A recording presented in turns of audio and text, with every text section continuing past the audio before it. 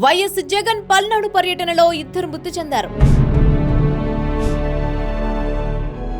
వారి మరణాలకు కారణమెవరు? ఆ కుటుంబాల కన్నీటికి బాధ్యులెవరు? పోలీసుల చేతగానితనమా, జగన్ ముక్కుసూటితనమా, లేక ప్రజల అమాయకత్వమా?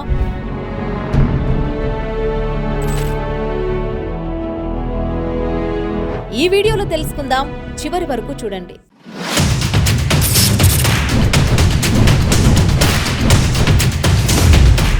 వైఎస్ఆర్ కాంగ్రెస్ పార్టీ అధినేత మాజీ ముఖ్యమంత్రి వైఎస్ జగన్మోహన్ రెడ్డి పల్నాడు జిల్లా సత్తెనపల్లి మండలం రెంటపాళ్ల పర్యటనలో ఇద్దరు ప్రాణాలు కోల్పోయారు. కారు ఢీకొని ఓ వ్యక్తి మృతి చెందగా తొక్కిసలాట జరిగి మరో వైసీపీ కార్యకర్త ప్రాణాలు కోల్పోయారు. అయితే పోలీసులు తగిన భద్రతా ఏర్పాట్లు చేయలేకపోయారని, ప్రభుత్వం తమపై కక్ష సాధింపు చర్యలకు పాల్పడుతుందని వైసీపీ నాయకులు విమర్శిస్తుంటే, వైసీపీ నేతలు అడుగడుగునా ఆంక్షలను ఉల్లంఘించారని పోలీసులు చెప్తున్నారు.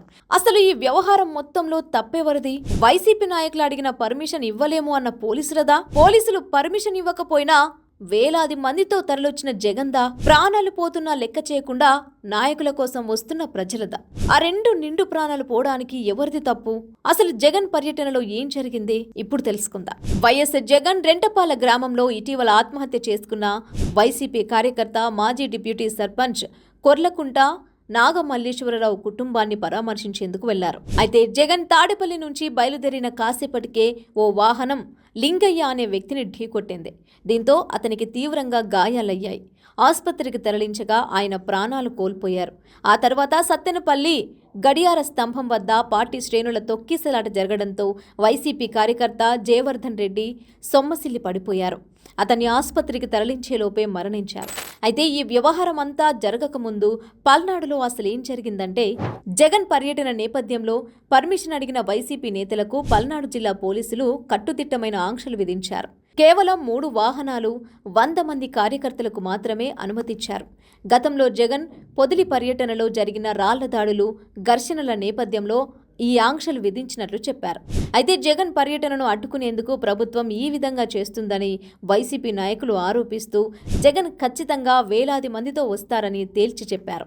దీంతో పార్టీ పిలుపు మేరకు వైసీపీ నాయకులు, కార్యకర్తలు, పోలీసులు నిబంధనలను పూర్తిగా ఉల్లంఘించి పదుల సంఖ్యలో కార్లు, బైకులతో వందలాది కార్యకర్తలు జగన్ కాన్వాయ్తో రెంటపాళ్లకు చేరుకున్నారు.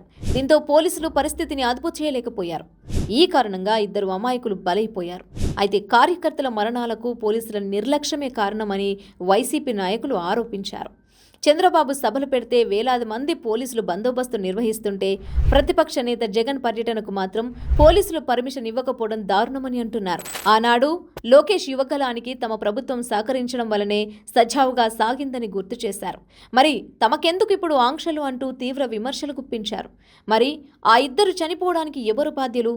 వారి కుటుంబాలను ఎవరు ఆదుకుంటారు అనేది ఇప్పుడు తేలాల్సిన విషయం. అయితే ప్రజల ప్రాణాలకు రక్షణ కల్పించవలసిన పోలీసులు సరైన విధానంలో వారు పనిచేయకపోవడం, పోలీసులు ఆంక్షలు విధించినా జగన్ పర్యటన కొనసాగించడం, తమ నాయకుడిపై మితిమీరిన అభిమానం కారణంగా ప్రాణాలు సైతం లెక్క చేయకుండా వేలాదిగా ప్రజలు తరలిరావడం కారణంగా ఇద్దరు అమాయకులు చనిపోయారు అనేది వాస్తవం. ఇక్కడ తప్పు ఎవరిదైనా కావచ్చు. సరైన భద్రత కల్పించని పోలీసుల మాట వినకుండా వచ్చిన జగన్, అభిమానంతో వచ్చిన వేలాది మంది ప్రజలు, వీరంతా పోయినా ఆ 2 ప్రాణాలను తీసుకురాగలరా? ఆ కుటుంబాలకు వాళ్ళు లేని లోటు పూడ్చగలరా? ఒక్కసారి ప్రతి ఒక్కరూ ఆలోచించవలసిన విషయం ఇది. జగన్ పర్యటన నేపథ్యంలో ఎవరి పని వాళ్ళు సక్రమంగా చేసి ఉంటే చనిపోయిన ఆ ఇద్దరిప్పుడు మన మధ్యలోనే ఉండేవారు. ఆ 2 కుటుంబాలు సంతోషంగా ఉండేవి. కానీ ఆ విధంగా జరగలేదు. నిన్నటి వరకు సజీవంగా ఉన్న ఇద్దరు ఇప్పుడు లేరు. సంతోషంగా ఉన్న ఆ 2 కుటుంబాలు ఇప్పుడు తీరని శోకంలో మునిగిపోయాయి. ఈ ఘటనతోనైనా పోలీసుల తీరుతో పాటు నాయకుల తీరు మారాల్సిన అవసరం ఉంది. తమ స్వార్థ ప్రయోజనాల కోసం అమాయక ప్రజలను బలి తీసుకోవడం మానుకోవాలి. అలాగే ప్రజలు కూడా తమ నాయకులపై అభిమానం ఉండాలి, కానీ మితిమీరిన అభిమానం ఉండకూడదు. మీపై ఆశలు పెట్టుకొని మీకోసమే బ్రతుకుతున్న కుటుంబం గురించి ఆలోచించవలసిన అవసరం ఉంది. 2 కుటుంబాల్లో శోకసంద్రాన్ని నింపిన ఈ ఘటన ప్రతి ఒక్కరికి కనువిప్పు కావాలని మా యువగలం ఛానల్ తరపున మనస్ఫూర్తిగా కోరుకుంటున్నాం.